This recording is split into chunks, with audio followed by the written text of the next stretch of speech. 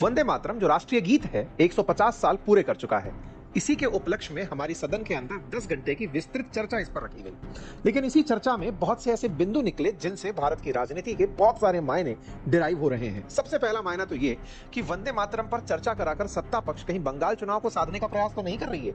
वहीं दूसरी तरफ जब चर्चा हो ही रही थी तब नेहरू जी को यह कहते हुए क्यों याद किया जा रहा था कि इन्होंने तुष्टीकरण की राजनीति की। तुष्टीकरण का साधारण भाषा में अर्थ है कि किसी एक गुट को खुश करने के लिए किसी के दबाव में आकर राजनीति करना। यहां पर गुट सीधे शब्दों में कही जाए तो मुसलमानों की बात हो रही है। मुसलमानों की बात इसलिए क्योंकि वर्ष 1937 में वंदे मातरम के कंप्लीट गीत में से कांग्रेस ने कुछ छंदों को यानी स्टैंजास को हटा दिया था। 1896 में जाकर यही वंदे मातरम गीत पहली बार सार्वजनिक सभा के अंदर गाया गया। सार्वजनिक गायन के लिए रविंद्रनाथ टैगोर जी ने इसे बंगाली शैली में संगीतबद्ध किया। कहते हैं उस समय कांग्रेस का 12वां अधिवेशन था, 12वां सत्र था। उस समय राष्ट्रवाद की लहर बहुत तेजों पर थी।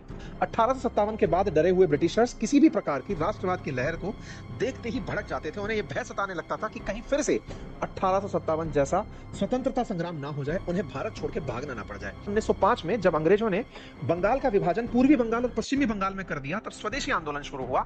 स्वदेशी आंदोलन में बंगाल को एक करने के लिए रविंद्रनाथ टैगोर जी के द्वारा बंगाल की सड़कों पर चलते हुए वंदे मातरम गीत का गायन करते हुए लोगों को एकजुट किया गया कि अंग्रेजों को लगने लगा कि जहां वंदे मातरम गाया जा रहा है वहां अंग्रेजों के खिलाफ प्रदर्शन हो रहा है। इसीलिए उन्होंने इस गीत पर प्रतिबंध लगा दिया। लेकिन वहीं से अंग्रेजों ने देश के विभाजन के लिए एक सोच विकसित कर ली थी और यही सोच आगे चलते हुए मुस्लिम लीग के लिए एक फ्यूल का काम करती गई। तो वो जब भी अंग्रेजों के खिलाफ इसे गाते, अंग्रेज तत्काल प्रभाव से मुसलमानों को भड़काते कि देखो बेटा, हमने तो विभाजन रद्द कर दिया, अब तो ये तुम्हारे लिए गाते हैं।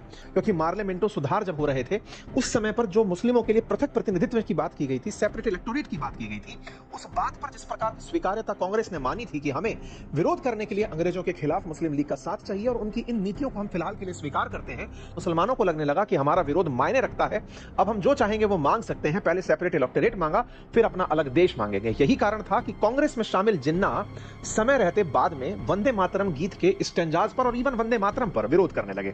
तय किया गया तो 5 बड़े बिंदु बाहर निकल कर आए। पहला कि इससे राष्ट्रीय भावना और एकता का संदेश प्रसारित होगा।